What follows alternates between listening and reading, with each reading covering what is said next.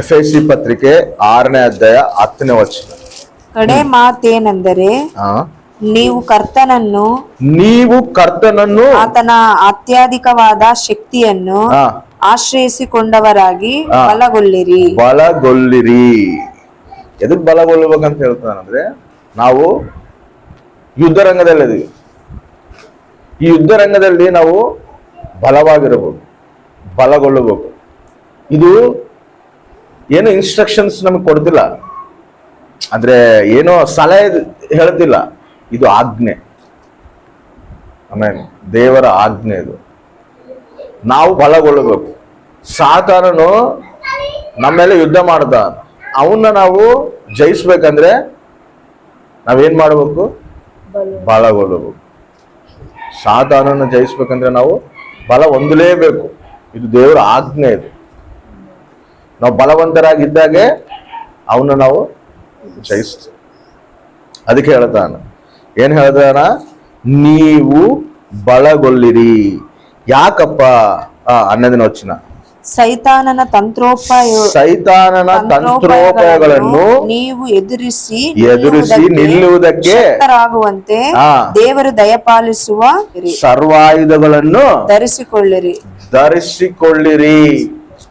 ಸೈತಾನು ಕುತಂತ್ರಗಳು, ಅವ್ನ ನಮ್ಮ ಮೇಲೆ ಕುತಂತ್ರಗಳು ಪಣ್ಣದಾನ. ಅವ್ನ ನಮ್ಮ ಮೇಲೆ ಕುತಂತ್ರಗಳು ಮಾಡಿ ನಮ್ಮನ್ನ ದೇವ್ರ ಸನ್ನಿಧಿಲಿಂದ ನಮ್ಮನ್ನ ದೂರ ಮಾಡ್ಬೇಕಂತೇಳಿ, ರಕ್ಷಣೆಲಿಂದ ದೂರ ಮಾಡ್ಬೇಕಂತೇಳಿ ಅವ್ನ್ ಏನ್ ಮಾಡ್ತಾನ? ಕುತಂತ್ರಗಳು ಮಾಡ್ತಾನ. ಈ ಕುತಂತ್ರಗಳೆಲ್ಲ ನಮ್ಮ ಮೇಲೆ, ನಮ್ಮ ಕುಟುಂಬ ಮೇಲೆ ಅವನು ಪ್ರಯೋಗ ಮಾಡ್ತಿರ್ತಾನ. ನನ್ನ ಮಾತು ಅಪವಾದಿ. ಅದನ್ನ ಎದುರಿಸ್ಬೇಕು ಅಂದ್ರೆ ನಾವು ಸರ್ವ ಆಯುಧಗಳು, ದೇವ್ರು ಕೊಟ್ಟಿರುವ ಆಯುಧಗಳನ್ನು ನಾವು ಧರಿಸ್ಕೊಂಡು ನಮ್ಮ ಕುಟುಂಬ ಮುಂದೆ ನಾವು ನಿಂತ್ಕೋಬೇಕು, ಅವನ್ನ ಎದುರಿಸಾಕ. ಆಮೇನ್, ಹಲ್ಲೆಲೂಯಾ. ನಿಮ್ ಕುಟುಂಬ ಐತಂದ್ರೆ ನಮ್ ಕುಟುಂಬ ಮುಂದೆ ನಾವು ಧರಿಸ್ಕೊಂಡು ನಿಂತ್ಕೋಬೇಕು. ಅಪವಾದದಲ್ಲಿ ಯುದ್ಧ ಮಾಡಾಕ ಆ ರೀತಿ ನಾವು ಸಿದ್ಧರಾಗಬೇಕು. ಆ ರೀತಿ ನಾವು ಬಲಗೊಳ್ಳಬೇಕು. ನಮ್ಮ ಕುಟುಂಬ ಪಕ್ಷ ನಾವು ನಿಂತ್ಕೋಬೇಕು. ಕುಟುಂಬದಲ್ಲೇ ಗಲಿಬಿಲಿ ಮಾಡಿ, ಕುಟುಂಬದಲ್ಲೇ ನಷ್ಟ ಮಾಡಿ, ನಾನಾ ರಕವಾದ ಡಿಸ್ಟರ್ಬ್ ಮಾಡ್ತಾನೆ. ಮತ್ತೆ ಅವನ್ನ ನಾವು ಆ ಕುತಂತ್ರಗಳನ್ನ ನಾವು ಜಯಿಸ್ಬೇಕಂದ್ರೆ ನಾವೇನ್ ಮಾಡ್ಬೇಕು? ನಾವು ಸರ್ವಾಯುಧಗಳು, ದೇವ್ರ ಕೊಟ್ಟ ಸರ್ವಾಯುಧಗಳು ಧರಿಸ್ಕೋಬೇಕು. ಆಮೇನ್. ಧರಿಸ್ಕೊಂಡು ನಾವು ನಿಂತ್ಕೋಬೇಕು. ಎದಕ್ಕಂದ್ರೆ ನಾವು ಹೋರಾಟದಲ್ಲಿ ಇದೀವಿ ಅಂತ ಹೇಳ್ತಾನೆ ನೋಡ್ರಿ. ನಾವು ಹೋರಾಡುವುದು ಮನುಷ್ಯ ಮಾತ್ರದವರ ಸಂಗಡವಲ್ಲ, ರಾಜ್ಯ ತತ್ವಗಳ ಮೇಲೆಯೂ ಅಧಿಕಾರಿಗಳ ಮೇಲೆಯೂ ಈ ಅಂಧಕಾರದ ಲೋಕಾಧಿಪತಿಗಳ ಮೇಲೆಯೂ ಆಕಾಶ ಮಂಡಲದಲ್ಲಿರುವ ದುರಾತ್ಮಗಳ ಸೇನೆಯ ಮೇಲೆಯೂ ನಾವು ಹೋರಾಡುವವರಾಗಿದ್ದೇವೆ ಅಂದ್ರೆ ಹೋರಾಡುವವರಾಗಿದ್ದೇವೆ ಅಂದ್ರೆ ನಾವು ಹೋರಾಟದಲ್ಲಿ ಇದೀವಿ ಅಂತ ಅರ್ಥ. ಪ್ರತಿಯೊಬ್ಬರು ನಾವು ಹೋರಾಟದಲ್ಲಿದ್ದೀವಿ. ಯಾರು ಸರಿ ಬಿಡು ನಾವು ಆಯಾಗೆ ಸಮಾಧಾನ ಆಗಿರೋಣ ಅಂತಲ್ಲ, ಸಮಾಧಾನ ಇರ್ತೈತೆ. ಆದ್ರೂ ಕೂಡ ನಾವು ಯುದ್ಧನಲ್ಲೇ ಎದೀವಂತ ಮರಿಬಾರ್ದು. ನಾವು ಸ್ವಲ್ಪ ಅಜಾಗ್ರತವಾದ್ರೆ ಅವನು ನಮ್ಮ ಮೇಲೆ, ಅವನು ಆಯುಧಗಳು ನಮ್ಮ ಮೇಲೆ ಬಿಡ್ತಾನೆ, ಆ ಬಾಣಗಳು ನಮ್ಮ ಮೇಲೆ ಬಿಡ್ತಾನೆ. ಇಲ್ಲಿ ಒಂದು ಮಾತು ಹೇಳ್ತಾನೆ, ನಾವು ಹೋರಾಡ್ತಿರೋದು ಮನುಷ್ಯರ ಹತ್ರ ಅಲ್ಲ. ನಾವು ಮನುಷ್ಯರನ್ನ ನೋಡಿ ಆ ಮನುಷ್ಯರು ತಲೆ ನಾವು ಹೋರಾಡುವಂತವ್ರಲ್ಲ. ಯಾಕಂದ್ರೆ ಮನುಷ್ಯರು ಹಿಂದೆ ಅಪವಾದಿ ಕುತಂತ್ರ ಏನಂತ ಗ್ರಹಿಸಿ ಅವನ ಹತ್ರ ಹೋರಾಡುವಂತವ್ರಾಗಿದ್ವಿ.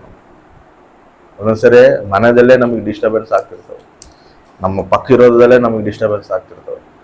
ಅವ್ರು ನೋಡಿ ನಾವ್ ಏನ್ಕಂತೀವಿ ಗೊತ್ತಾ? ಇದ್ರಲ್ಲಿ ಸಾಕಾಯ್ತು ನನಗೆ, ಇವ್ರು ಎದಕ್ಕೆ ಹಿಂಗ್ ಮಾಡ್ದಾರ. ಮನೇಲಿ ಕೂಡ ನಮ್ಗೆ ಒಂದೊಂದ್ಸರಿ ಅರ್ಥ ಮಾಡ್ಕೊಂಡಿರೋದಿಲ್ಲ, ಭಯಂಕರವಾಗಿ ವ್ಯತಿರೇಕ ಇರ್ತಾವ. ಅವಾಗ ಅವ್ರನ್ನ ನೋಡಿ ಅವ್ರ ಹತ್ರ ನಾವು ಹೋರಾಡಬಾರ್ದು. ಅವ್ರ ಹಿಂದೆ ಕ್ರಿಯೆ ಮಾಡ್ತಿರುವ ದುಷ್ಟ ಶಕ್ತಿಗಳು, ಆ ಕುತಂತ್ರಗಳಲ್ಲಿದ್ದ ನಾವು ಜಯಿಸಕ ನಾವು ಹೋರಾಡಬೇಕು. ಸಾತಾನ ಮೇಲೆ ನಮ್ಗೆ ಯುದ್ಧ, ಮನುಷ್ಯರ ಮೇಲಲ್ಲ. ನಾವು ಯುದ್ಧ ಮಾಡ್ಬೇಕಂದ್ರೆ ಫಿಸಿಕಲ್ ಆಗಿ ಯುದ್ಧ ಮಾಡಬಾರ್ದು. ಅರ್ಥ ಆಯ್ತಾ? ಹೋಗಿ ನಿಂದೇನಂದ್ರೆ ಅವರು ಇನ್ನ 4 ಮಾತು ಮಾತಾಡ್ತಾರೆ, ನಾವು 4 ಮಾತು ಮಾತಾಡಿದ್ರೆ ಅಲ್ಲಿ ಏನಾಗ್ಬಿಡುತ್ತಂದ್ರೆ ನಾವೇ ಆತ್ಮೀಯ ಜೀವಿತದಲ್ಲಿ ಬಲಹೀನರಾಗ್ತೀವಿ. ನಾವು ಹಂಗ ಯುದ್ಧ ಮಾಡುವಂತವ್ರಲ್ಲ. ಅವನ ತಲೆ ಯುದ್ಧ ಮಾಡ್ಬೇಕು ಅಂದ್ರೆ ಹೆಂಗಪ್ಪ ಯುದ್ಧ ಮಾಡ್ಬೇಕಂದ್ರೆ, ಫಸ್ಟ್ ಅವನು ಎಷ್ಟು ಬಲವಂತನೋ ನಾವು ತಿಳ್ಕೋಬೇಕು. ಅವನ ಬಲ ಎಷ್ಟು ಅಂತೇಳಿ ನಾವು ತಿಳ್ಕೊಂಡ್ರೆ ಅವನ ಮೇಲೆ ನಾವು ಯುದ್ಧ ಮಾಡೋಕ್ಕಾಗ್ತದೆ. ಯಾಕಂದ್ರೆ ಅಪವಾದಿ ಬಲವಂತನು, ಅವನು ಬಲಹೀನನಲ್ಲ. ಇದು ಫಸ್ಟ್ ನಾವು ಗ್ರಹಿಸ್ಬೇಕು. ಅಪವಾದದಲ್ಲಿ ಯುದ್ಧ ಮಾಡ್ಬೇಕಂದ್ರೆ ಅವನು ನಮಗಿನ ಬಲವಂತನು. ಇನ್ನೊಂದೇನು ಗೊತ್ತಾ, ಅವನು ಒಬ್ಬನೇ ಅಲ್ಲ, ಅವನ ಹತ್ರ ಸೈನ್ಯ ಇದೆ ಅಂತೇಳಿ ವಾಕ್ಯ ಹೇಳೋದು. ಹೌದಲ್ಲ? ಆಕಾಶ ದುರಾತ್ಮ ಸೈನ್ಯಗಳೊಡನೆ ನಾವು ಯುದ್ಧ ಮಾಡಬೇಕಂತೇಳಿ ವಾಕ್ಯ ಹೇಳೋದು. ಅಂದ್ರೆ ಅವನ ಹತ್ರ ಸೈನ್ಯ ಐತೆ. ಅವನ್ ನಮ್ಮ ಮೇಲೆ ತನ್ನ ಸೈನ್ಯ ಬಿಡ್ತಾನ, ನಮ್ಮನ್ನ ಬಲಹೀನ ಪಡಿಸಕ, ದೇವರಿಂದ ನಮ್ಮನ್ನ ದೂರ ಮಾಡಕ, ಕುಟುಂಬದಲ್ಲಿ ಗಲಿಬಿಲಿ ಮಾಡಕ, ಅಸಮಾಧಾನ ಮಾಡಕ, ಭಯ ಹುಟ್ಟಿಸಕ, ನಾನಾ ರಕವಾಗಿ ಅವನ್ ನಮ್ಮ ಮೇಲೆ ದಾಳಿ ಮಾಡಕ ತನ್ನ ಸೈನ್ಯನ ಬಿಡ್ತಿರ್ತಾನೆ. ಬಿಡ್ತಿರುವಾಗ ನಾವೇನ್ ಮಾಡ್ಬೇಕಂದ್ರೆ, ನಾವು ಸೈನ್ಯದಲ್ಲಿ ಅವನ ಸೈನ್ಯ ಹತ್ರ ನಾವು ಹೋರಾಡ್ತಿದೀವಿ ಅನ್ನೋದು ನಾವು ಗುರ್ತಿಟ್ಕೋಬಹುದು. ನಾವೊಬ್ಬರೇ ನಾವು ಹೋರಾಡಕ ನಮ್ಮ ಕೈಲಿ ಆಗೋದಿಲ್ಲ. ಅದಕ್ಕೆ ನಾವು ದೇವ್ರನ್ನ ಹಿಡ್ಕೊಂಡು ದೇವ್ರು ಕೊಡುವಂತ ಸರ್ವ ಆಯುಧಗಳನ್ನು ಧರಿಸ್ಕೊಂಡು ನಾವು ಹೋರಾಡಬೇಕು.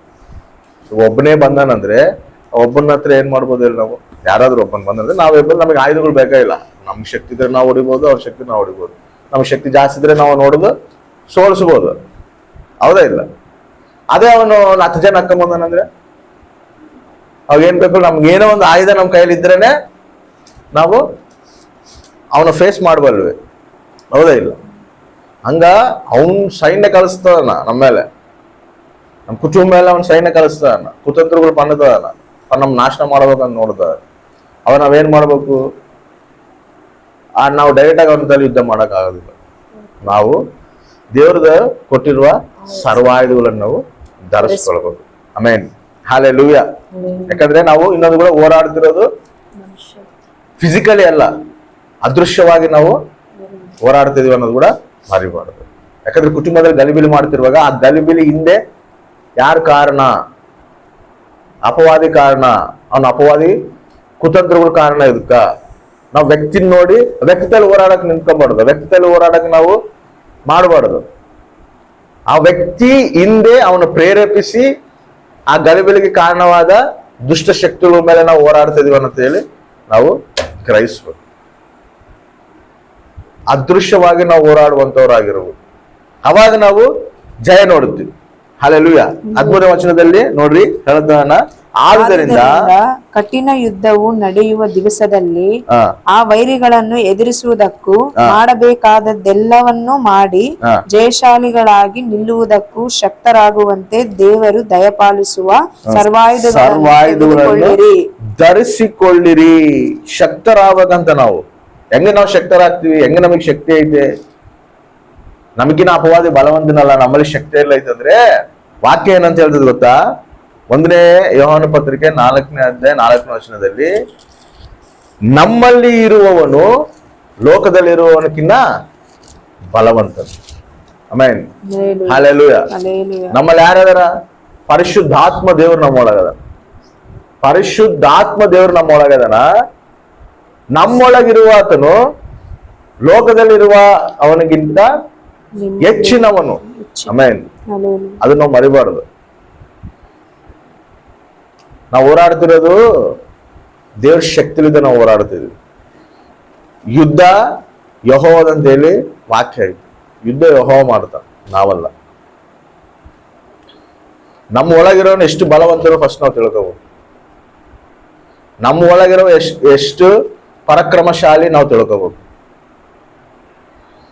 ಅದಕ್ಕೆ ವಾಕ್ಯ ಹೇಳದಂತೆ, ನಮ್ಮ ಒಳಗಿರುವ ಆತನು ಲೋಕದಲ್ಲಿರುವ ಅವನಕ್ಕಿಂತ ಹೆಚ್ಚಿನವನು. Amen, hallelujah. ಆ ಶಕ್ತಿವಂತನು, ಆ ಬಲವಂತನು, ಆ ಪರಾಕ್ರಮಶಾಲಿ ನಮ್ಮೊಳಗಿದ್ದಾಗ, ನಮ್ಮ ಪಕ್ಷ ಇದ್ದಾಗ ಇನ್ನು ನಮ್ಮನ್ನ ಎದುರಿಸುವವರು ಯಾರು? ಆಮೆನ್, ಹೌದಾ ಇಲ್ಲ? ನಮ್ಮನ್ನ ಎದುರಿಸುವವರು ಯಾರು? ನಾವು ಆತನ ಹಿಡ್ಕೊಂಡು ನಾವು ಹೋರಾಡುವಂತವರಾಗಿರ್ಬೇಕು. ನಾವು ಯುದ್ಧ ಮಾಡ್ಬೇಕಂದ್ರೆ ಎಲ್ಲ ಆಯುಧಗಳನ್ನು ಧರಿಸ್ಕೋಬೇಕು, ಸರ್ವ ಆಯುಧಗಳನ್ನು ಧರಿಸ್ಕೋಬೇಕು. ಒಂದು ಆಯುಧ ಕೂಡ ಮಿಸ್ ಆದ್ರೆ ಕೂಡ ಅವನೇನ್ ಮಾಡ್ತಾನ? ಆ ಮಿಸ್ ಆಗಿರೋ ಪ್ಲೇಸ್ ನಲ್ಲಿ ದಾಳಿ ಮಾಡ್ತಾನ. ಅರ್ಥ ಆಯ್ತಾ? ನಾವು ಯುದ್ಧ ಮಾಡ್ಬೇಕಂದ್ರೆ ಹೆಂಗ್ ಮಾಡ್ಬೇಕು? ಎಲ್ಲ ಆಯುಧಗಳನ್ನು ಧರಿಸ್ಕೋಬೇಕು. ಒಂದು ಆಯುಧ ಮಿಸ್ ಮಾಡ್ಕೊಂಡ್ವಿ ಅನ್ಕೋ, ಏನ್ ಆಯುಧ ಮಿಸ್ ಮಾಡ್ಕೊಂಡಿವೋ ಅಲ್ಲಿ ದಾಳಿ ಮಾಡ್ತಾನೆ. ಇವಾಗ ನಾವು ಎಲ್ಲಾ ರೀತಿಯಲ್ಲಿ ಕರೆಕ್ಟಾಗಿ ಜೀವಿಸ್ತಿರ್ತೀವಿ, ಎಲ್ಲಾ ದೇವ್ರ ಇಷ್ಟಾನುಸಾರವಾಗಿ ಜೀವಿಸ್ತಿರ್ತೀವಿ, ಪ್ರಾರ್ಥನೆ ಮಾಡ್ತೀವಿ. ಆ ಪ್ರಾರ್ಥನೆ ಮಾಡುವಾಗ ಆ ಪ್ರಾರ್ಥನೆಯಲ್ಲಿ ನಾವು ವಿಶ್ವಾಸ ಇಟ್ಟಿಲ್ಲ ಅಂದ್ರೆ ಏನಾಗ್ತದೆ ಹೇಳು, ಅಲ್ಲಿ ದಾಡಿ ಮಾಡ್ತಾನೆ. ನಮ್ಮ ಪ್ರಾರ್ಥನೆ ದೇವ್ರು ಕೇಳ್ತಾನ. ಒಂದ್ಸರಿ ನಾವು ಪ್ರಾರ್ಥನೆ ಮಾಡಿದ್ರು ಕೂಡ ಮತ್ತೆ ಇದಾತತೇನು ಅದಾತತೇನು, ಇದೇನು ಹೇಳು, ಅಪವಾದಿ ದಾಡಿ ಇದು. ಇನ್ನೊಂದ್ಸರಿ ವಾಕ್ಯ ಕೇಳ್ತಿರ್ತೀವಿ, ಆ ವಾಕ್ಯ ಪ್ರಕಾರ ನಾವು ಅದನ್ನು ನಮ್ಮ ಜೀವಿತದಲ್ಲಿ ಅನ್ವಯಿಸ್ಕೊಂಡಿಲ್ಲ ಅಂದ್ರೆ ಅದೇನಾಗ್ತದೆ ಹೇಳು, ನಾವೆಲ್ಲ ಕರೆಕ್ಟ್ ಇದ್ದು ಎಲ್ಲ ಮಾಡಿ ಏನಿದ್ರು ಕೂಡ ಆ ವಾಕ್ಯ ನಾವು ಅನುವರ್ಸ್ಕೊಂಡು ನಾವು ಅದ್ರ ಪ್ರಕಾರ ನಡೆದಿಲ್ಲ ಅಂದ್ರೆ ಏನ್ ಮಾಡ್ತೀವಿ, ಅಲ್ಲಿ ದಾಡಿ ಮಾಡ್ತಾರೆ. ಪ್ರಾರ್ಥನೆ ಮಾಡಿ ಪ್ರಾರ್ಥನೆಯಲ್ಲಿ ವಿಶ್ವಾಸ ಇಟ್ಟಿಲ್ಲ ಅಂದ್ರೆ ಏನ್ ಮಾಡ್ತೀವಿ, ಅಲ್ಲಿ ದಾಡಿ ಮಾಡ್ತಾರೆ. ಹಂಗ ಪ್ರತಿ ವಿಷಯದಲ್ಲಿ ಕೂಡ ನಾವು ಎಲ್ಲಾ ವಿಷಯದಲ್ಲಿ ಕೂಡ ನಾವು ಸರ್ವ ಆಯುಧಗಳು ಧರಿಸ್ತೀವಿ. ಒಂದು ಮಿಸ್ ಆದ್ರೂ ಕೂಡ ಆ ಮಿಸ್ ಆಗಿರೋ ಪ್ಲೇಸ್ ನಲ್ಲಿ ಅವನು ದಾಡಿ ಮಾಡ್ತಾನೆ. ಆಯುಧಗಳೆಲ್ಲ ಧರಿಸ್ಕೊಂತೀವಿ, ತಲೆ ಮೇಲೆ ಅದು ಇಟ್ಕೊಂತಾರಲ್ಲ, ಅದನ್ನ ಹಾಕೊಂಡು ಹೋಗಿಲ್ದಂಗೆ ಯುದ್ಧ ಮಾಡಿದ್ರೆ ಅವ್ನ ಏನ್ ಮಾಡ್ತಾನೆ ಹೇಳು, ಅಪೋಸಿಟ್ ಇರೋನ್ನ ನೋಡ್ತಾನೆ ಫಸ್ಟ್. ಇವ್ ತಲೆ ಮೇಲೆ ಏನ್ ಹಾಕೊಂಡಿಲ್ಲ, ಟಾರ್ಗೆಟ್ ಎಲ್ಲಿ ಮಾಡ್ಬೇಕು, ಅವ್ನು ಇಲ್ಲೆಲ್ಲ ಪ್ರೂಫ್ಸ್ ಹಾಕೊಂಡು, ಬುಲೆಟ್ ಪ್ರೂಫ್ಸ್ ಎಲ್ಲ ಹಾಕೊಂಡು, ಎಲ್ಲ ತಲ್ಲಿ ಆಯುಧ ಇಟ್ಕೊಂಡು, ಡಾಗ್ ಇಟ್ಕೊಂಡು, ಕತ್ತಿ ಇಟ್ಕೊಂಡು ಎಲ್ಲ ಹೋಗಿ ತಲೆ ಮೇಲೆ ಅವನು ಅಶಸ್ತ್ರಾನ ಇಟ್ಕೊಂಡಿಲ್ಲ ಅಂದ್ರೆ ಏನಾಗ್ತದೆ ಹೇಳು, ಅವನು ಅಲ್ಲಿ ದಾಳಿ ಮಾಡ್ತಾನ. ಹಂಗ ಅಪವಾದಿ ಕೂಡ ನಾವು ಯಾವ್ದ್ರಲ್ಲಿ ಬಲಹೀನರಿದ್ವಿ, ಎಲ್ಲಿ ನಮ್ ಬಲಹೀನತೆ ಐತೆ, ಎಲ್ಲಿ ನಾವು ವೀಕ್ ಇದೀವಿ, ಆ ವೀಕ್ನೆಸ್ ನಮ್ಮಲ್ಲಿ ಕಾಣಕತ್ತೆ, ಅಲ್ಲಿ ದಾಳಿ ಮಾಡ್ತಾನೆ. ನಾವು ಅದನ್ನು ಪರೀಕ್ಷಿಸ್ಕೋಬೇಕು. ನಮ್ಮಲ್ಲಿ ಭಯ ಆಗತ್ತ, ಆ ಭಯ ಮೇಲೆ ದಾಳಿ ಮಾಡ್ತಾನೆ. ಅಲ್ಲಿ ನಾವು ಸರ್ವಾಯುಧಗಳು ಧರಿಸ್ಕೋಬೇಕು. ಅದಕ್ಕೆ ಹೇಳ್ತಾರೆ, ನೀವು ಬಲ ಹೊಂದಬೇಕು, ನೀವು ಬಲ ಹೊಂದಿರಿ. ಇದು ಸಲಹೆ ಅಲ್ಲ, ಇದು ಆಜ್ಞೆ. ಆಮೇಲೆ ಯಾಕಂದ್ರೆ ನಾವು ಹೋರಾಡ್ತಿರೋದು ಮನುಷ್ಯರ ಹತ್ರ ಅಲ್ಲ, ಅಂಧಕಾರ ದುರಾತ್ಮೂಲ ನಾವು ಹೋರಾಡ್ತಿದೀವಿ. ನಾವು ಬಲ ಹೊಂದಬೇಕು. ಹೆಂಗು ಬಲ ಹೊಂದಬೇಕು, ಹೆಂಗ ಅವನ ಹತ್ರ ಯುದ್ಧ ಮಾಡ್ಬೇಕಂದ್ರೆ ನಾನು ಕೊಡುವಂತ ಸರ್ವ ಆಯುಧಗಳನ್ನು ಧರಿಸ್ಕೊಂಡು ನೀವು ಯುದ್ಧ ಮಾಡಬೇಕು. ಏನನ್ನಪ್ಪ ಅವು ಆಯುಧಗಳು? ಓದ್ರಿ ಎಫೆಸಿ ಪತ್ರಿಕೆ 6ನೇ ಅಧ್ಯಾಯ 14ನೇ ವಚನ. ಸತ್ಯವೆಂಬ ನಡುಕಟ್ಟನ್ನು ಕಟ್ಟಿಕೊಂಡು ಆಮೇನ್. ಫಸ್ಟ್ ದಾಗ ಏನು? ಸತ್ಯವೆಂಬ ನಡುಗಟ್ಟನ್ನು ಕಟ್ಕೋಬೇಕಂತ. ಅಂದ್ರೆ ನಾವು ಸತ್ಯ ಹಿಡ್ಕೊಂಡು ನಾವು ಹೋರಾಡುವಂತವ್ರಾಗಿರ್ಬೇಕು. ಅಪವಾದಿ ಏನ್ ಗೊತ್ತಾ? ಅಪವಾದಿ ಸುಳ್ಳುಗಾರನವನು, ಮೋಸಗಾರನವನು. ಅವನು ಸುಳ್ಳು ಹೇಳಿ ನಮ್ಮನ್ನ ಭಯಪಡಿಸ್ತಿರ್ತಾನ, ಸುಳ್ಳು ಹೇಳಿ ನಮ್ಮ ಜೀವಿತನ ಡಿಸ್ಟರ್ಬ್ ಮಾಡ್ತಿರ್ತಾನೆ. ಸುಳ್ಳನ್ನು ಗ್ರಹಿಸ್ಬೇಕು. ಅವನು ಏನ್ ಸುಳ್ಳು ಹೇಳ್ತಾನ ಅಂತೇಳಿ ನೋಡ್ರಿ, ಅದನ್ನು ಕೂಡ ಓದಿಸ್ತೀನಿ ನಾನು. ಯೋಹಾನ ಸುವಾರ್ತೆ 8ನೇ ಅಧ್ಯಾಯ 43ನೇ ವಚನ. ನೀವು ನನ್ನ ಮಾತನ್ನು ಗ್ರಹಿಸದೇ ಇರುವುದಕ್ಕೆ ಕಾರಣವೇನು?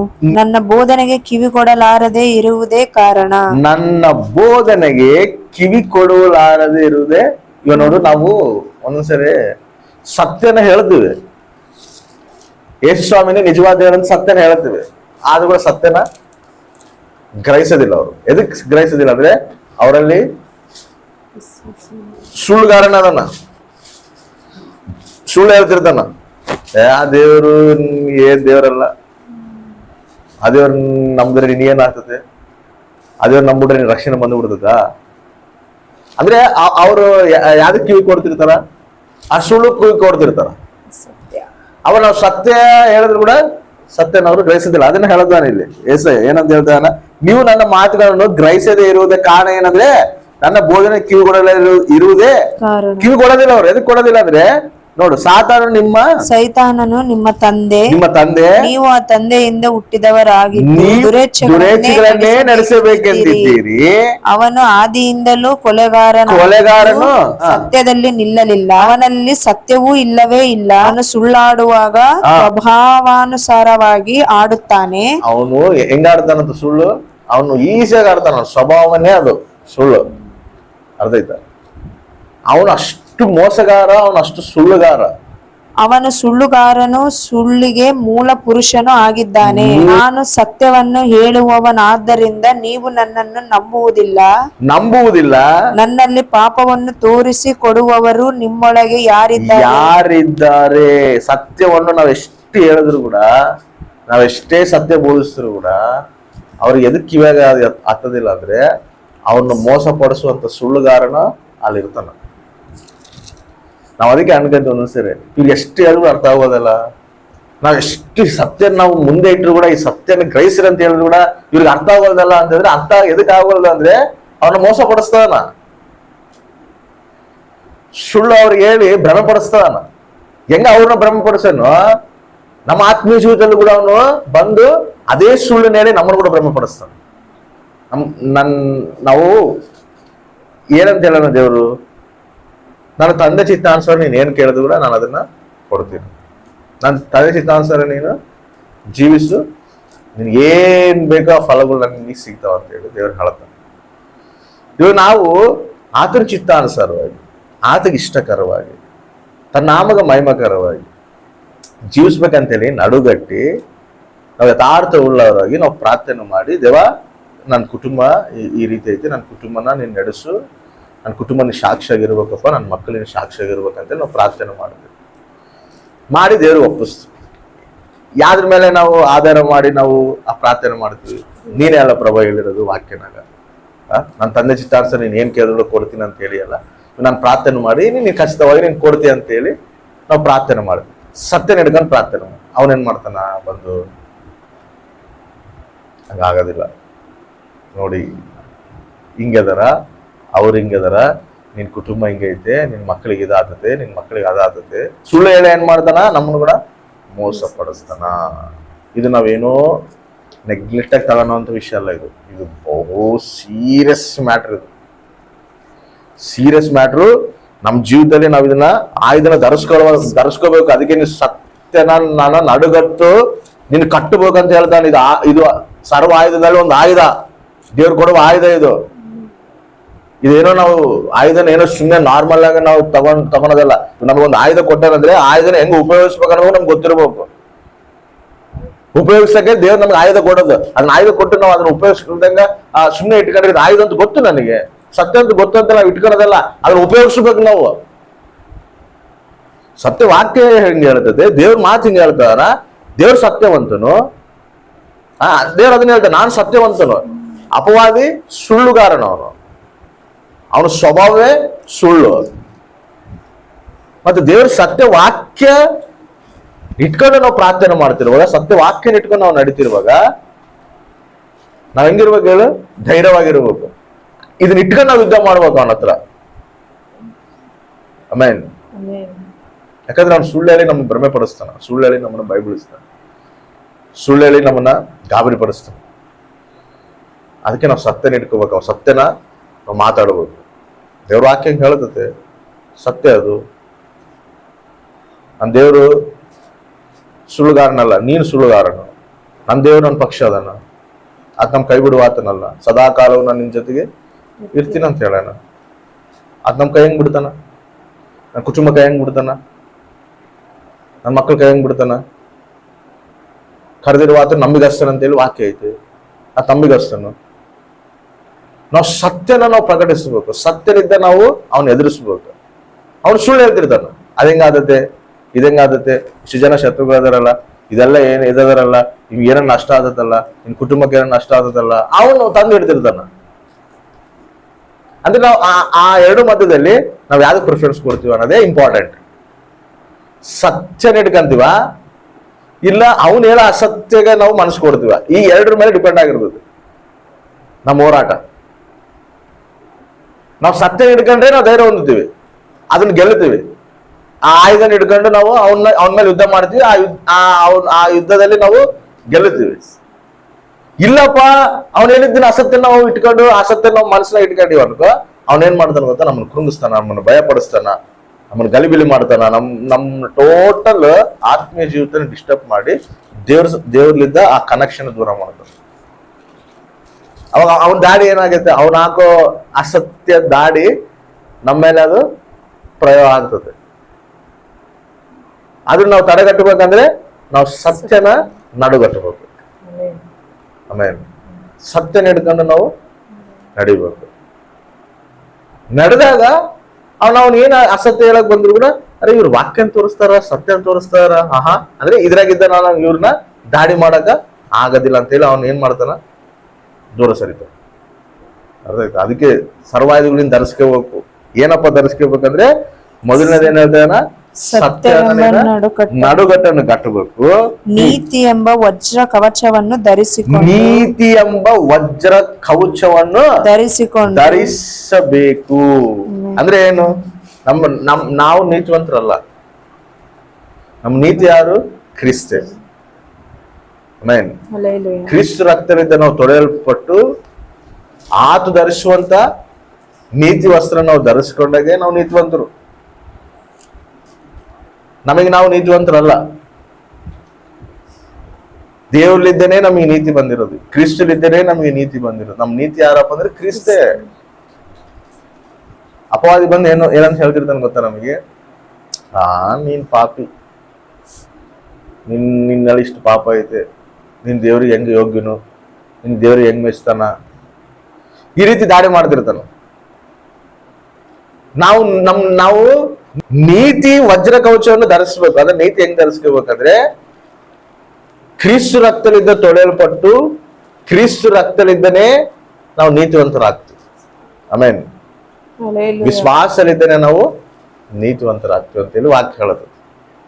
ಪಾಪ ನಮ್ಮಲ್ಲಿ ಇನ್ನ ಐತೇನೋ, ಅಂದ್ರೆ ನಾವು ಪಾಪರಲ್ಲ, ನಮ್ಗೆ ಇಷ್ಟು ಪಾಪ ಐತೆ ಅಂತೇಳಿ ನಮ್ಮನ್ನ ಅವನೇನ್ ಮಾಡ್ತಿರ್ತಾನೆ ಅಂದ್ರೆ ಕೃಂಗಿಸ್ತಿರ್ತಾನೆ. ಏನೋ ಒಂದು ತಪ್ಪು ಮಾಡ್ತೀವಿ ಅನ್ಕೋ, ತಿಳಿದು ತಿಲ್ಲಾಡ್ದು ಆದಾಮ ಸ್ವಭಾವದಲ್ಲಿ ಇದೀವಿ, ಈ ಶರೀರದಲ್ಲಿ ಇದೀವಿ, ಏನೋ ತಿಳಿದು ತಪ್ಪು ಮಾಡ್ತೀವಿ ಅನ್ಕೋ, ಅವ್ನ ಏನ್ ಮಾಡ್ತಾನೆ ಗೊತ್ತಾ? ನೀನ್ ತಪ್ಪು ಮಾಡಿಯಲ್ಲ, ದೇವ್ರ ನಿನ್ ಹೆಂಗ್ ಮೆಚ್ತಾನ, ದೇವ್ರ ಪ್ರಣಾಳಿಕೆ ನಿನ್ ಜೀವನದಲ್ಲಿ ಹೆಂಗ್ ನೆರವೇರ್ತದೆ.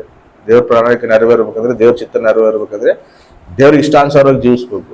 ನೀನ್ ಹಿಂಗ್ ತಪ್ಪು ಮಾಡಿದ್ರೆ, ನೀನ್ ಈ ರೀತಿ ಇದ್ರೆ ನೀನ್ ದೇವ್ರ ಚಿತ್ತ ನೆರವೇರಿಸ್ತಿ, ದೇವ್ರ ಚಿತ್ತ ನಿಮ್ಮೆಲ್ಲ ಹೆಂಗ್ ನೆರವೇರ್ತತೆ ಅಂತೇಳಿ ಅವನು ಭ್ರಮ ಪಡಿಸ್ತಾನ. ಅನ್ನೋ ಮಾತು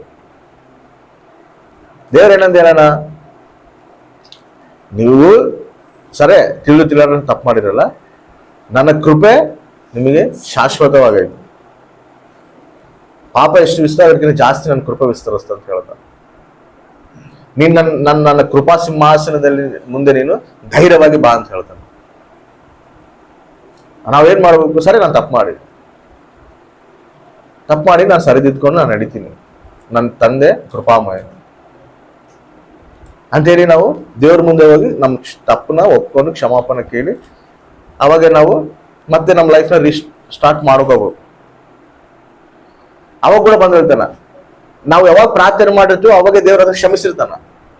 ಕ್ಷಮಿಸಿದಾಗ ಮತ್ತೆ ನಮಗೆ ಅವನ ಪಾಪ ಮಾಡಿನಲ್ಲ, ಅವನ ತಪ್ಪು ಮಾಡಿನಲ್ಲ, ಹೆಂಗ ಅಂತೇಳಿ ಅಪವಾದಿ ಬಂದು ನಮ್ಮ ಮೇಲೆ ಅದನ್ನ ಮತ್ತೆ ಬಾಣಗಳು ಹಾಕ್ತಿರ್ತಾನೆ. ಅವ್ ಮಾಡಿಯಲ್ಲ ತಪ್ಪು, ಅವಾಗೆಲ್ಲ ನೀನು ದೇವ್ರ ವಿರುದ್ಧವಾಗಿ ನಡೆದಿಯಲ್ಲ, ಆ ರೀತಿ ಹೇಳ್ತಿರ್ತಾನ. ನನ್ನ ಮಾತು ಹೇಳ್ತಿರುವಾಗ ಅವಾಗ ಏನಾಗ್ತದಂದ್ರೆ ನಮಗೆ ಡೌಟ್ ಬರ್ತದೆ. ಹೌದಲ್ಲ, ದೇವ್ರು ನಮಗೆ ಕ್ಷಮಿಸನ ಅಂತೇಳಿ ಡೌಟ್ ಬರ್ತಿರ್ತದೆ. ಆ ರೀತಿ ಡೌಟ್ ಇಟ್ಕೋಬಾರ್ದು ನಾವು. ಯಾವಾಗಾದ್ರೂ ನೀವು ಪ್ರಾರ್ಥನೆ ಮಾಡಿ ಕ್ಷಮಾಪಣೆ ಕೇಳ್ತೀವ ಅವಾಗೇ ದೇವರು ಅದನ್ನ ಅಪರಾಧ ಭಾವವನ್ನ ದೇವರು ತೆಗೆದು ಬಿಡ್ತಾನೆ, ಆ ಶಾಪನ ತೆಗೆದು ಬಿಡ್ತಾನೆ. ಆ ಒಂದು ಆತನ ಮತ್ತೆ ತನ್ನ ಸಿಲ್ವ ರಕ್ತದಿಂದ ನಮ್ಮನ್ನು ತೊಳೆದು ಶುದ್ಧೀಕರಿಸ್ತಾನೆ. ನಿನ್ನ ಪಾಪಗಳೆಲ್ಲ ನಾನು ಹಿಂದೆ ಹಾಕ್ಕೊಂಡಿನ ಅಂತ ಹೇಳ್ತಾನೆ. ಒಂದ್ಸಲ ರಕ್ಷಣೆ ಕೂಡ ನಮಗೆ, ನಾವು ನಿಜವಾದ ರಕ್ಷಣೆ ಹೊಂದಿವ, ನಮ್ಮಲ್ಲಿ ನಿಜವಾದ ರಕ್ಷಣೆ ನಾವು ಐತಾ, ನಾವು ಪರಲೋಕಕ್ಕೆ ಹೋಗ್ತೀವ, ದೇವರ ಆಕಾರದಲ್ಲಿ ಎತ್ತಲ್ಪಡ್ತೀವ, ಈ ಡೌಟ್ಗಳು ಕೂಡ ಬರ್ತಿರ್ತಾವ. ಎದಕ್ಕಂದ್ರೆ ಇದು ಕೂಡ ಅಪವಾದಿ ದಾಳಿನೇ. ಅಂದ್ರೆ ನಾವು ನೀತಿವಂತರಲ್ಲ, ಆತನ ನೀತಿಲಿದ್ದ ನಾವು ಬದುಕ್ತೇವೆ. Amen, hallelujah. ಒಬ್ಬನು ನೀತಿವಂತನಿಲ್ಲ ಅಂತೇಳಿ ವಾಕ್ಯ ಹೇಳೋದು. ನಾವು ಬದುಕ್ತಿರದೆ, ನಾವು ಜೀವಿಸ್ತಿರದೆ ಆತನ ನೀತಿನ ಧರಿಸ್ಕೊಂಡು, ಆತನ ನೀತಿ ವಸ್ತ್ರ ಧರಿಸ್ಕೊಂಡು ನಾವು ಜೀವಿಸ್ತಿದ್ವಿ. ನಾವು ಪರಲೋಕಕ್ಕೆ ಹೋಗೋದು ಕೂಡ ಕ್ರಿಸ್ತ ನೀತಿ ವಸ್ತ್ರಗಳಿಂದನೇ ನಾವು ಪರಲೋಕ ರಾಜ್ಯಕ್ಕೆ ಎಂಟ್ರಿ. Amen, hallelujah. ಅದನ್ನ ಗ್ರಹಿಸ್ಬೇಕು. ಅವನು ಅದು ಕೂಡ ದಾಡಿ ಮಾಡ್ತಾನೆ. ಪರಲೋಕ ರಾಜ್ಯಕ್ಕೆ ಹೋದಲ್ಲಿ ನೀನ್ ರಕ್ಷಣೆನೇ ಅಲ್ಲ ಅಂತ ಹೇಳ್ತಿರ್ತಾನೆ. ನಾನ್ ನೀತಿವಂತನಂತೇಳಿ ಪರಲೋಕ ರಾಜ್ಯಕ್ಕೆ ಹೋಗೋದಿಲ್ಲಪ್ಪ, ಕ್ರಿಸ್ತ ರಕ್ತದಿಂದ ತೊಳೆಯಲ್ಪಟ್ಟು ಆತನ ನೀತಿ ವಸ್ತ್ರ ನಾನು ಧರಿಸ್ಕೊಂಡಿದ್ದೀನಿ, కాబట్టిನೇ ನಾನು ಪರಲೋಕ ರಾಜ್ಯಕ್ಕೆ ಹೋಗ್ತೀನಿ ಅಂತ ಹೇಳಿ ನಾವು ಆ ವಿಶ್ವಾಸದಿಂದ ಆ ನೀತಿ ಹಿಡ್ಕೊಂಡು ನಾವು ಹೋರಾಡಬಹುದು. ಆಮೇಲೆ ಮೊದಲನೇದಾಗಿ ಏನು? ಸತ್ಯನ ನಡುಗಟ್ಟು ಕಟ್ಟಬಹುದು. ಎರಡನೇದಾಗಿ ನೀತಿಯನ್ನ ವಜ್ರ ಕವಚವನ್ನು ಧರಿಸಬೇಕು. ಮೂರನೇದಾಗಿ ಸಿದ್ಧ ಮನಸ್ಸೆಂಬ ಕೆರೆಗಳನ್ನು ಮೆಟ್ಟಿಕೊಳ್ಳಬೇಕು. ಆಮೇಲೆ ಎದಕ್ಕಂದ್ರೆ ಸಮಾಧಾನವಾದ ಸ್ವಾರ್ಥವನ್ನು ಸಾರಕ. ಸಿದ್ಧ ಮನಸ್ಸು ಕೆರೆಗಳು ಅಂದ್ರೆ ಏನು? ಚಪ್ಪಳೆಗಳು. ಅರ್ಥ ಆಯ್ತಾ? ಅದನ್ನ ಹೆಂಗ್ ಧರಿಸ್ಕೋಬೇಕಂದ್ರೆ ಸಿದ್ಧ ಮನಸ್ಸಿನಿಂದ ಆ ಸತ್ಯ ಸ್ವಾರ್ಥನ ಹೇಳಕ, ತನ್ನ ರಾಜ್ಯ ಸ್ವಾರ್ಥನ ಹೇಳಕ ನಾವು ಯಾವಾಗ್ಲೂ ಸಿದ್ಧರಾಗಿರ್ಬೇಕು. ಯಾವಾಗ್ಲೂ ಸಿದ್ಧರಾಗಿರ್ಬೇಕು. ನಾನು ದೇವ್ರ ರಾಜ್ಯ ಸ್ವಾರ್ಥ ಹೇಳಕ್ ನಾನು ಸಿದ್ಧನಾಗಿದ್ದೀನಿ. ಆ ಮನಸ್ಸನ್ನ ನಾವು ಧರಿಸ್ಕೋಬೇಕು. ಆಮೇಲೆ ಅಲ್ಲೆಲ್ಲ ಸಮಾಧಾನ ಸ್ವಾರ್ಥ ಅಂದ್ರೆ ಏನು? ಈಗ ದೇವ್ರಿಗೆ ನಮಗೆ, ನಾವು ಮಾನವರು ಪಾಪಿರು, ದೇವ್ರ ಪರಿಶುದ್ಧರು, ದೇವರಿಗೆ ನಮಗೆ ಅಸಮಾಧಾನ ಐತಿ. ದೇವರಿಗೆ ನಮಗೆ ಸಮಾಧಾನ ಮಾಡಿಸಿರೋದು ಯಾರು? ಪಡಿಸಿರೋದು ಯಾರು? ಕ್ರಿಸ್ತು. ಆ ಸಮಾಧಾನ ಸ್ವಾರ್ಥ ನಾವು ಹೇಳಬೇಕು. ಆಮೇನ್, ಹಲ್ಲೆಲೂಯಾ. ಆ ಸಮಾಧಾನ ಸ್ವಾರ್ಥನ ನಾವು ಸಾರಬೇಕು. ಸಾರಕ್ಕೆ ನಾವು ಯಾವಾಗ್ಲೂ ಸಿದ್ಧ ಮನಸ್ಸುಗಳಿಗಿರ್ಬೇಕು, ಸಿದ್ಧರಾಗಿರ್ಬೇಕು. ಎಲ್ಲಿ ಕಾಣ್ತಾರೋ ಯಾರಿಗೆ ಸ್ವಾರ್ಥ ಹೇಳೋಣ, ಯಾವಾಗ ಸ್ವಾರ್ಥ ಹೇಳೋಣ, ಯಾರಿಗೆ ದೇವ್ರ ಮಾತು ಹೇಳಿದ್ರೆ ಗ್ರಹಿಸ್ತಾರ ಅನ್ನೋ ಒಂದು ಆಸೆ ನಮ್ಮಲ್ಲಿ ಇರಬೇಕು. ಆತ್ಮ ಭಾರ ನಮ್ಮಲ್ಲಿ ಇರಬೇಕು. ಯಾರನ್ನ ಬಂದು ಕುತ್ಕೊಂಡು ಏನೋ ಮಾತಾಡ್ತಾ ಇರೋದ್ರೆ ಅವ್ರಿಗೆ ಸ್ವಾರ್ಥ ಹೇಳಕ್ ನಾವು ಸಿದ್ಧರಾಗಿರ್ಬೇಕು. ಹೆಂಗೆ ಇವ್ರಿಗೆ ಸ್ವಾರ್ಥ ಹೇಳ್ಬೇಕು, ಹೆಂಗೆ ಇವ್ರಿಗೆ ದೇವ್ರ ಮಾತುಗಳು ತಿಳಿಸ್ಬೇಕು, ಈ ಸತ್ಯನ ಹೆಂಗೆ ಇವ್ರಿಗೆ ಹೇಳ್ಬೇಕು ಅನ್ನೋದು ಯಾವಾಗ ನಾವು ಸಿದ್ಧರಾಗಿರ್ಬೇಕು. ಸುಮ್ಮನೆ ವೇಸ್ಟ್ ಮಾತುಗಳು, ಹರಟೆ ಮಾತುಗಳು, ಕೆಲ್ಸಕ್ಕೆ ಬರೋದು ಮಾತುಗಳು ಮಾತಾಡೋದು ಕುತ್ಕೊಳ್ಳೋದಲ್ಲ. ಯಾವಾಗ್ಲೂ ಸ್ವಾರ್ಥ ಹೇಳಕ್ ನಾವು ಸಿದ್ಧರಾಗಿರ್ಬೇಕು. ನಾಲ್ಕನೇದು ನಂಬಿಕೆ ಎಂಬ ಗುರಾಣಿಯನ್ನು ಹಿಡ್ಕೋಬೇಕು. ಅಂದ್ರೆ ವಿಶ್ವಾಸನ ಗುರಾಣಿ ಅಂದ್ರೆ ಏನು? ಅದು ಯುದ್ಧದಲ್ಲಿ ಚಾಕು ಹಿಂಗ್ ಹಾಕುವಾಗ ಅದನ್ನು ಹಿಡ್ಕೊಂತಾರಲ್ಲ, ಅಡ್ಡ ಇಡ್ತಾರಲ್ಲ, ಅದು ಗುರಾಣಿ. ಅರ್ಥ ಆಯ್ತು? ನಂಬಿಕೆಯನ್ನು ಗುರಾಣಿ ನಾವು ಹಿಡ್ಕೋಬೇಕು. ಅಪವಾದಿ ಯಾವಾಗ್ಲೂ ನಮ್ಮಲ್ಲೇ ಬಾಣಗಳು ಹಾಕ್ತಿರ್ತಾನ. ಅದನ್ನ ನಾವು ತಡೆಗಟ್ಟಬೇಕಂದ್ರೆ ನಂಬಿಕೆಯನ್ನ ಗುರಾಣಿನ ಇಟ್ಕೊಂಡೇ ನಾವು ಅದನ್ನ ತಡೆಗಟ್ತೀವಿ. ಈ ನಂಬಿಕೆ ನಮ್ಮ ಇಲ್ಲ ಅಂದ್ರೆ ಅವನು ಹಾಕೋ ಬಾಣಗಳು ಸೀದಾ ಬಂದು ಎಲ್ಲಿಗೆ ತಗೊಳ್ತಾವ? ನಮಗೆ ತಗೊಳ್ತಾವ. ಅದು ಅಪಾಯ. ಅದು ತಗೊಳ್ದಾಗ ಏನಾಗ್ತೀವಿ? ಬಲಹೀನರಾಗ್ತೀವಿ. ನಮ್ಮ ಬಲ ಓದ್ತದೆ, ನಮ್ಮ ಶಕ್ತಿ ಓದ್ತದೆ.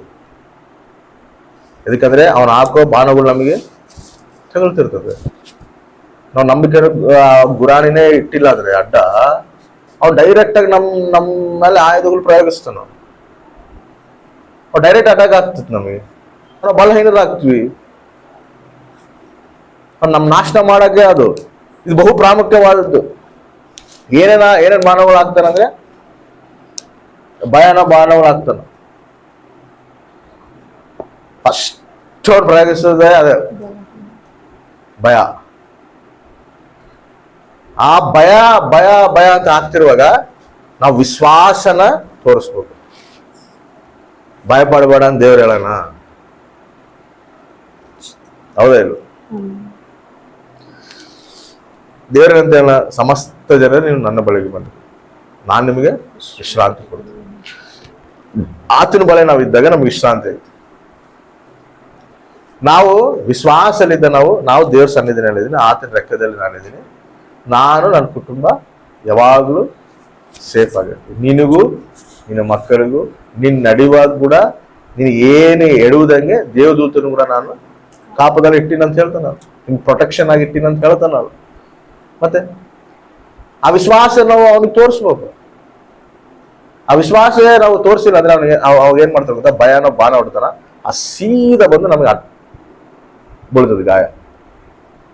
ನಾವು ಬಲಹೀನರಾಗ್ತೀವಿ. ಇನ್ನೊಂದು ನಿರಾಸೆನ ಬಾಣನಾಗ್ತಾನೆ. ಅಂದ್ರೆ ನಮ್ಮ ಜೀವಿತನೇ ನಮಗೆ ಒಂದು ನಿರಾಸೆ ಆಗ್ತೈತೆ.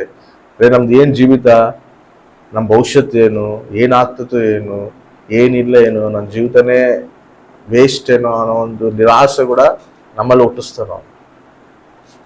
ಈ ರೀತಿ ಕೂಡ ದಾಳಿ ಮಾಡ್ತಾನೆ. ಅವಾಗ ಕೂಡ ನಾವು ವಿಶ್ವಾಸನ ಇಟ್ಕೋಬೇಕು. ಚಿಂತೆ ಎಲ್ಲ ನನ್ನ ಮೇಲೆ ಹಾಕಂತ ಹೇಳಂತೇವೆ. ನಾನು ಇದಕ್ಕೆ ಚಿಂತೆ ಮಾಡೋದು, ನನ್ನ ಜೀವಿತ ಬಗ್ಗೆ, ನನ್ನ ಭವಿಷ್ಯದ ಬಗ್ಗೆ, ನನ್ನ ಕುಟುಂಬ ಬಗ್ಗೆ, ನನ್ನ ಮಕ್ಕಳ ಬಗ್ಗೆ ನಾನು ಎಷ್ಟು ಚಿಂತೆ ಮಾಡಿದ್ರು ಕೂಡ, ಇನ್ನೇನು ಚಿಂತೆ ಮಾಡಿದ್ರು ಕೂಡ ನಿನ್ನ ಮೊಳ ಕೂಡ ಉದ್ದ ಆಗೋದಿಲ್ಲ ಅಂತ ಹೇಳ್ತೀನಿ. ಚಿಂತೆ ಎಲ್ಲ ನನ್ನ ಮೇಲೆ ಆಕಾಶ ಪಕ್ಷಿಗಳನ್ನ ನಾನು ಪೋಷಿಸ್ತೀನಿ, ಅಡವಿ ಪಕ್ಷಿಗಳನ್ನ ಪೋಷಿಸ್ತೀನಿ, ಅದಕ್ಕಿಂತ ನೀವು ಶ್ರೇಷ್ಠದವರಲ್ಲ, ನಾನು ನಿಮ್ಗೆ ಪೋಷಿಸ್ತೀನಲ್ಲ, ಇವತ್ತು ನಿಮ್ಗೆ ಸಾಕು, ನಾಳೆ ಸಿಗ್ತೀನಿ ಯಾಕೆ ಅಂತ ಹೇಳುತ್ತೆ. ನಿರಾಶೆಯಲ್ಲಿ ಹೋಗುವಂತ ಬಾಣ ಅವನ ಆಗ್ತಾನ, ಅದು ನಾವು ವಿಶ್ವಾಸದಲ್ಲಿ ಇಟ್ಕೋಬೇಕು. ಪೋಷಿಸುವ ಆತನ ಆತ, ನಡೆಸುವ ಆತನ ಆತ, ಆ ವಿಶ್ವಾಸ ಇಟ್ಕೊಂಡು ನಾವು ನಡಿಬೇಕು. ಇನ್ನೊಂದು ಗಲಿಬಿಲಿ ಮಾಡ್ತಿರ್ತಾನ, ಅನುಮಾನ ಹುಟ್ಟಿಸ್ತಿರ್ತಾನ, ಇದು ಕೂಡ ಒಂದು ದಾಡಿ, ಇದು ಕೂಡ ಒಂದು ಬಾಣಗಳು ಹಾಕ್ತಿರ್ತಾನ ಅವನು. ಈ ಡಾಗು ಎದಕ್ಕಪ್ಪ ಅಂದ್ರೆ, ಈ ಗುರಾಣಿ ಎದಕ್ಕಪ್ಪ ಅಂದ್ರೆ, ಅವನು ಈ ಪ್ರತಿ ಬಾಣಗಳು ಹಾಕಿದಾಗ ನಾವಿದ್ರ ಅಡ್ಡಾಡಬೇಕು, ವಿಶ್ವಾಸನ ಅಡ್ಡಾಡಬೇಕು. ಅವನು ಗಲಿಬಿಲಿ ಮಾಡ್ತಿರ್ತಾನ, ಏನೋ ಒಂದು ನೋಡಿಸ್ತಿರ್ತಾನ, ನಮ್ಮನಿಗೆ ಗಾಬರಿ ಪಡಿಸ್ತಿರ್ತಾನ, ಭಯ ಪಡಿಸ್ತಿರ್ತಾನ, ಮುಗಿಲ್ ಅನಿಸ್ತಿರ್ತದೆ. ಎದಕ್ಕಪ್ಪ ಅಂದ್ರೆ ಅವನ ಹಾಕೋ ಬಾಣ ಅದು, ಅವನ ಹಾಕೋ ದಾಡಿ ಅದು. ಅವಾಗ ನಾವೇನ್ ಮಾಡ್ಬೇಕು ಹೇಳು, ವಿಶ್ವಾಸನ ನಾವು ಆ ಒಂದು ಗುರಾಣಿನ ಅಡ್ಡಾಡ್ಬೇಕು. ಆ ಇಟ್ಟಾಗ ಅದು ಏನಾಗ್ತಿಲ್ಲ, ಅದು ನಮಗ್ ತಗೊಳ್ಳೋದಿಲ್ಲ, ಅದು ಅಲ್ಲೇ ಸ್ಟಾಪ್ ಆಗ್ತದೆ, ಅಲ್ಲಿ ತೆಗೆದು ಅಲ್ಲೇ ಬಿಡೋದು, ಅದು ನಮ್ಮವರೆಗೆ ಬರೋದಿಲ್ಲ. ಅದು ವಿಶ್ವಾಸ ಇಟ್ಕೊಂಡೆ ನಾವು ಪ್ರಯಾಣ ಮಾಡಬೇಕು. ಅವಾಗ ನಾವು ಎದುರಿಸ್ತೇವೆ ಅವ್ನ ಬಾಣಗಳು, ಅನುಮಾನಗಳು ಹುಟ್ಟಿಸ್ತಿರ್ತಾನ, ಹಿಂಗಾಗುತ್ತೆ ಹಂಗಾಗುತ್ತೆ, ಅದಾಗ್ತಿ, ಹಿಂಗಾದ್ರೆ ಹಂಗಾದ್ರೆ ಇವೆಲ್ಲ ಕೂಡ ಅವ್ನು ದಾಡಿ ಹಾಕಿ ಮನುಷ್ಯರನ್ನ ಗಾಯಪಡಿಸ್ತಾನ. ಅರ್ಥ ನಾಶನ ಮಾಡ್ತಾನ ಅವನು. ಅರಿತಿರ್ಬಾರ್ದು. ವಿಶ್ವಾಸನ ಗುರಾಣಿ ಇಟ್ಕೊಂಡು ನಾವು ನಡಿಬೇಕು. ರಕ್ಷಣೆ ಎಂಬ ಶಿರಸ್ತ್ರಾಣವನ್ನು ಇಟ್ಟುಕೊಳ್ಳಬೇಕು. ರಕ್ಷಣೆ ಕಂಪಲ್ಸರಿ. ರಕ್ಷಣೆ ಶಿರಸ್ತ್ರಾಣ ಇಟ್ಕೋಬೇಕಾದ್ರೆ ರಕ್ಷಣೆ ಇದ್ರೇನೆ ಅವನನ್ನ ನಾವು ಎದುರಿಸಕ್ಕಾಗ್ತದೆ. ಯಾಕಂದ್ರೆ ರಕ್ಷಣೆಯಲ್ಲಿ ಬಂದಾಗ ನಾವು ಯಾರ ಮಕ್ಕಳು? ಕ್ರಿಸ್ತನ ಮಕ್ಕಳು. ನಮಗೆ ಆತನ ಮಕ್ಕಳಾಗಿ ನಮಗೆ ಅಧಿಕಾರ ಇರುತ್ತೆ, ಆತನ ಮಕ್ಕಳಾಗಿ ನಮಗೆ ಅಧಿಕಾರ ಇರುತ್ತೆ. ಅದಕ್ಕೆ ರಕ್ಷಣೆ ಇಲ್ದವ್ರನ್ನ ಅವ್ನು ಹೆಂಗ್ ನಾಶನ ಮಾಡ್ತಿರ್ತಾನಂದ್ರೆ, ಎದಕ್ಕೆ ಅವ್ನು ನಾಶನ ಮಾಡ್ತಿರ್ತಾನಂದ್ರೆ ಅವ್ರ ಮೇಲೆ ರಕ್ಷಣೆ ಇಲ್ಲ. ಅದಕ್ಕೆ ನಾವು ರಕ್ಷಣದಲ್ಲಿ ಬರ್ರಿ, ನಾಶನ ಆತಿರಿ ಅಂತ ಎದಕ್ಕೆ ನಾವು ಸ್ವಾರ್ಥ ಹೇಳ್ತೀವಿ ಅಂದ್ರೆ, ರಕ್ಷಣೆ ಇಲ್ಲಾಂದ್ರೆ ಅಪವಾದ ಅವ್ರ ಮೇಲೆ ದಾಳಿ ಮಾಡ್ತಾರೆ. ಎದಕ್ಕೆ ಸುಸೈಡ್ಗಳು, ಎದಕ್ಕೆ ಭಯಂಕರವಾದ ಪರಿಸ್ಥಿತಿಗಳು, ಒಬ್ಬರನ್ನೊಬ್ರು ಕೊಲೆ ಮಾಡ್ಕೊಳೋದು. ಮೊನ್ನೆ ಆದ್ರೆ ಒಬ್ಬ ಹುಡುಗಿ 4 ಫ್ಲೋರ್ಲಿದ್ದ ಎಗರ್ಬಿಟ್ಟಲ್ಲ, ಸ್ಕೂಲ್ ಹುಡುಗಿ, ಕಾಲೇಜ್ನಾಗ. ಅದು ವಿಡಿಯೋ ನೋಡಿದಾಗ ಚೆನ್ನಾಗಿ ಬಿಡ್ಸಿ ನಡ್ಕಂತ ಹೋಗಿ ಎಲ್ಲರೂ ತಿರುಗಾಡ್ತಾರ, ಸಡನ್ಲಿ ಎಗರ್ಬಿಟ್ಟಲ್ಲ. 4 ಫ್ಲೋರ್ಲಿದ್ದ ಬಿದ್ದಿದ್ರೆ ಅಲ್ಲಿ ಆ ಹುಡುಗರೆಲ್ಲರೂ ಅಯ್ಯೋ ಅಂತಾರ. ಏನ್ ಹೇಳ್ತೀವಿ? ಅವನ ಅಪವಾದಿ ಹೆಂಗ ಅವ್ರಿನ ಮೈಂಡ್ ಮ್ಯಾನಿಪುಲೇಟ್ ಮಾಡಿ ಭ್ರಮೆಪಡಿಸಿ ಆ ಮರಣ ಆತ್ಮ ಪ್ರವೇಶಿಸಿ ಸೀದಾ ಹೋಗಿ ಸಾಯುವಂತೆ ಮಾಡೋದು. ರಕ್ಷಣೆ ನಮಗೆ ಇಂಪಾರ್ಟೆಂಟ್. ರಕ್ಷಣೆದಲ್ಲಿ ನಾವಿದ್ದಾಗ ಕ್ರಿಸ್ತು ಕಾಪುದೆಲ್ಲ ನಮಗಿರ್ತದೆ. ನಾವು ದೇವ್ರ ಮಕ್ಕಳಾಗ್ತೀವಿ, ಆತನ ಸ್ವತ್ತು ನಾವು. ಆತ ನಮ್ಮನ್ನು ಕಾಪಾಡ್ಕಂತಾನೆ. ದೇವದೂತಗಳು ನಮಗೆ ಕಾಪುದಲ್ಲ ಇರ್ತದೆ. Amen, hallelujah. ರಕ್ಷಣೆ ಇಟ್ಕೊಂಡ್ರೆ ನಾವು ಹೋರಾಡಕ್ಕಾಗದ ಅಂತ. ಲಾಸ್ಟ್ದು, ಪವಿತ್ರಾತ್ಮನು ಕೊಡುವ ದೇವರ ವಾಕ್ಯವೆಂಬ ಕತ್ತಿಯನ್ನು ಹಿಡಿಯಿರಿ. ಪವಿತ್ರ ಆತ್ಮನು ಕೊಡುವ ದೇವರ ವಾಕ್ಯವೆಂಬ ಕತ್ತಿಯನ್ನು ಹಿಡೀರಿ. ಯಾರು ಕೊಡ್ತಾರ? ಪವಿತ್ರ ಆತ್ಮನು ಕೊಡುವ ವಾಕ್ಯವನ್ನು, ದೇವರ ವಾಕ್ಯನ ಖಡ್ಗನ, ಆ ಕತ್ತಿನ ಹಿಡ್ಕೋಬೇಕು. ಪವಿತ್ರ ಆತ್ಮನು ಕೊಡ್ತಾನೆ. ಪವಿತ್ರ ಆತ್ಮನಿಂದ ತುಂಬಲ್ಪಡ್ಬೇಕು ನಾವು. ಪರಿಶುದ್ಧಾತ್ಮ ಅಭಿಷೇಕದಿಂದ ನಾವು ತುಂಬಲ್ಪಡಬೇಕು. ಪವಿತ್ರ ಆತ್ಮನಲ್ಲಿ ನಾವು ತುಂಬಲ್ಪಟ್ಟಾಗ ವಾಕ್ಯ ಜ್ಞಾನ, ವಾಕ್ಯ ನಮ್ಮಲ್ಲಿ ಬರ್ತದೆ. ವಾಕ್ಯ ಅದೇಡಿಗೆ ಅದು ಬರೋದಿಲ್ಲ. ಪವಿತ್ರ ಆತ್ಮನು ಕೊಡುವ ದೇವರ ವಾಕ್ಯವೆಂಬ ಅಂದ್ರೆ ವಾಕ್ಯನ ಕತ್ತಿ. ವಾಕ್ಯ ಯಾರು ಕೊಡ್ತಾರ? ಪವಿತ್ರ ಆತ್ಮನು ಕೊಡುವ. ಪವಿತ್ರ ಆತ್ಮನಿಂದ ನಾವು ತುಂಬಲ್ಪಟ್ಟಾಗ ಪವಿತ್ರ ಆತ್ಮನು ನಮಗೆ ವಾಕ್ಯನ ನಮ್ಮೊಳಗೆ ಸ್ಥಿರಪಡಿಸ್ತಾನೆ. ನಾವು ವಾಕ್ಯ ನಾವು ಬೇಕು, ವಾಕ್ಯನ ಹಿಡ್ಕೊಂಡು ನಾವು ಎದುರಿಸ್ಬೇಕಂದ್ರೆ ಸುಮ್ಮನೆ ಬರೋದಿಲ್ಲ ಅದು. ಪವಿತ್ರ ಆತ್ಮ ಅಭಿಷೇಕದಿಂದ ನಾವು ತುಂಬಲ್ಪಡಬೇಕು. ಅರ್ಥ ಆಯ್ತಾ? ಅವ ನಾವು ಶಕ್ತಿನ ಹೊಂದುತ್ತೀವಿ, ಅವ ನಾವು ಬಲ ಹೊಂದುತ್ತೀವಿ. ಮನುಷ್ಯನಲ್ಲಿ ಎರಡು ಆತ್ಮ ಕೆಲಸ ಮಾಡ್ತಾರೆ, ಒಂದು ಪವಿತ್ರ ಆತ್ಮ, ಒಂದು ದುರಾತ್ಮ. ರಕ್ಷಣೆ ಇಲ್ಲದವನಿಗೆ ದುರಾತ್ಮ ಕೆಲಸ ಮಾಡ್ತದೆ, ರಕ್ಷಣೆದಲ್ಲಿ ಇದ್ದವನಿಗೆ ಪರಿಶುದ್ಧಾತ್ಮ ದೇವರು. ಅವಾಗ ಈ ಶರೀರ ಐತಲ್ಲ, ಈ ಶರೀರ ದುಷ್ಟನ ಆಲೋಚನೆ ಪ್ರಕಾರ ಇದು ನಡೀತಿರ್ತದೆ ಅನ್ನೋ ಮಾತು. ಎರಡಕ್ಕೂ ಹೋರಾಟ ಇರ್ತದೆ. ಈ ದುರಾತ್ಮ ಇದನ್ನಲ್ಲಿ ಇರೋನು ಏನ್ ಮಾಡ್ತಾನಂದ್ರೆ, ಇವನೋಡು ಕುಡ್ಕೊಂಡು ಏನ್ ಮಾಡ್ತಾನ, ಅವನಿಗೆ ದುರಾತ್ಮ ಅವನಲ್ಲಿ ಇರ್ತದೆ. ಅವನೇನ್ ಮಾಡ್ತಾನೆ, ಕುಡ್ದಾಗ ಯಾವಾಗ ನೋಡ್ರಿ ಮತ್ತೆ ರೋಡ್ನಾಗ ಒಂದು ಲಾರಿನ ಕೂಡ ನಿಂದ್ರಿಸ್ತಾನ ಇಲ್ಲ, ಅಡ್ಡ ನಿಂತು ಬಿಡ್ತಾನ ಹೋಗಿ.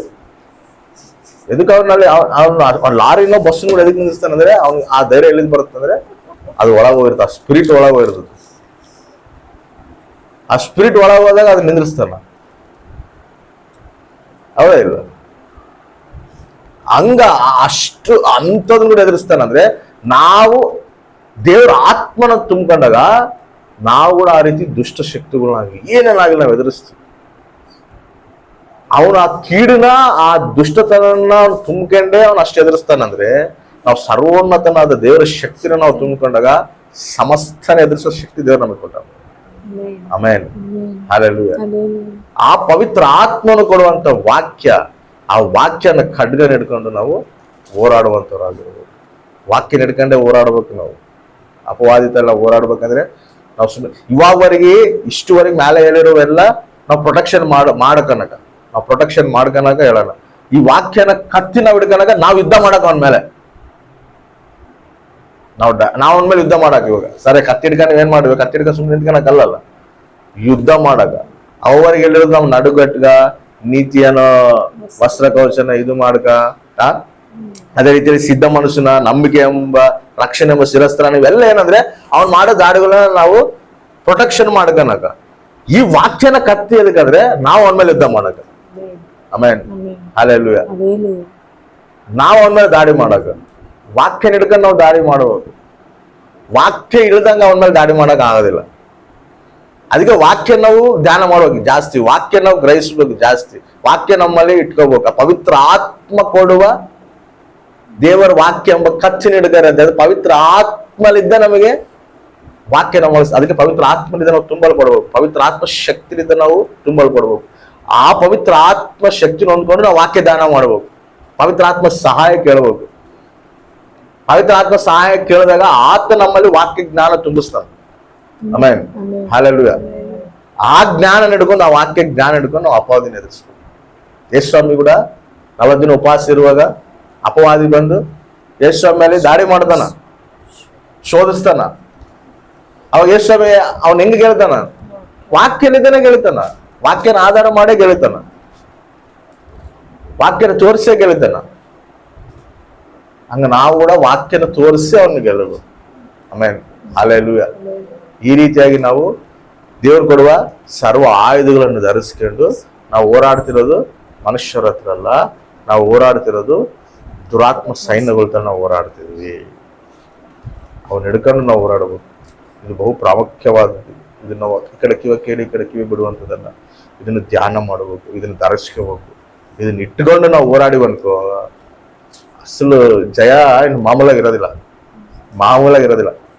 ಆ ರೀತಿ ಜಯ ದೇವ್ರು ಕೊಡ್ತಾನೆ ನಮ್ಗೆ, ಎಲ್ಲದ್ರ ಮೇಲೆ ಜಯ ಕೊಡ್ತಾನೆ ದೇವ್ರು. Amen, hallelujah.